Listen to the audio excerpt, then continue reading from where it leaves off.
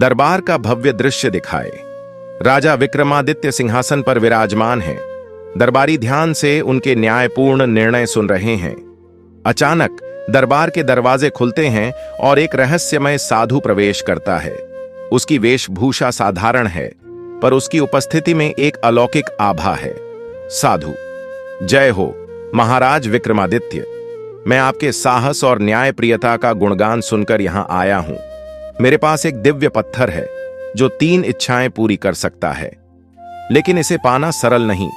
इसके लिए आपको कठिनतम परीक्षाओं से गुजरना होगा। राजा गंभीर स्वर में: मैं हर चुनौती के लिए तैयार हूं, यदि इससे मेरी प्रजा का भला हो सकता है। साधु अपनी आंखें बंद करता है और हवा में कुछ मंत्र पढ़ता है।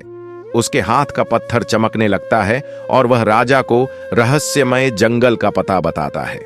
जंगल की ओर यात्रा। राजा विक्रमादित्य अपनी तलवार और ढाल लेकर जंगल की ओर निकलते हैं। उनके साथ उनका वफादार साथी बेताल भी है।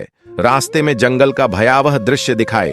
पेड़ अजीब आवाजें कर रहे हैं। हवा से सूखे पत्तों की सरसराहट हो रही है।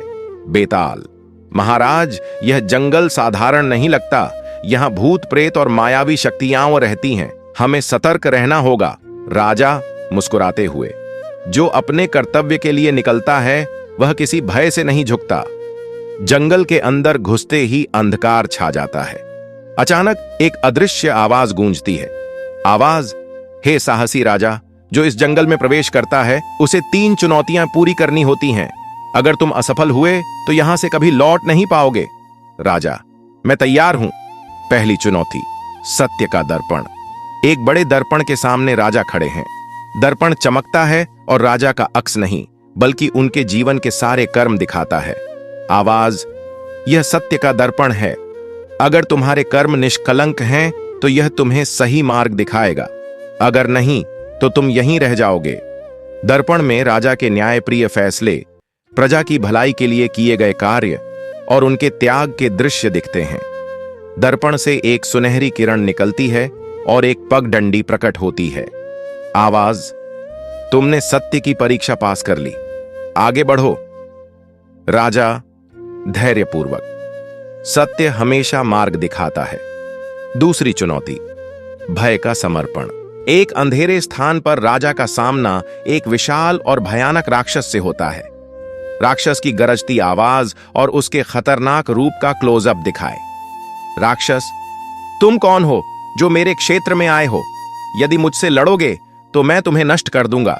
यदि भागोगे तो यह जंगल तुम्हें निगल जाएगा। राजा निर्भीकता से: मैं किसी से नहीं डरता। धर्म और कर्तव्य के लिए मैं हर लड़ाई के लिए तैयार हूं। राक्षस राजा की साहसिकता देखकर धीरे धीरे अदृश्य हो जाता है। एक और मार्ग प्रकट होता है। आवाज: तुमने अपने भय को हराया। अब तीसरी और अंतिम परीक्षा के लिए तैयार हो जाओ। तीसरी चुनौती: त्याग की परीक्षा। एक दिव्य सरोवर के पास स्वर्ण सिंहासन पर चमचमाता पत्थर रखा हुआ है। आवाज गूंजती है। आवाज: यह अंतिम चुनौती है। इस पत्थर को पाने के लिए तुम्हें अपने जीवन का सबसे प्रिय त्याग करना होगा। सोचो, क्या तुम्हें इसके लिए तैयार हो? राजा गंभीर स्वर में: मेरे जीवन में सबसे प्रिय मेरी प्रजा है।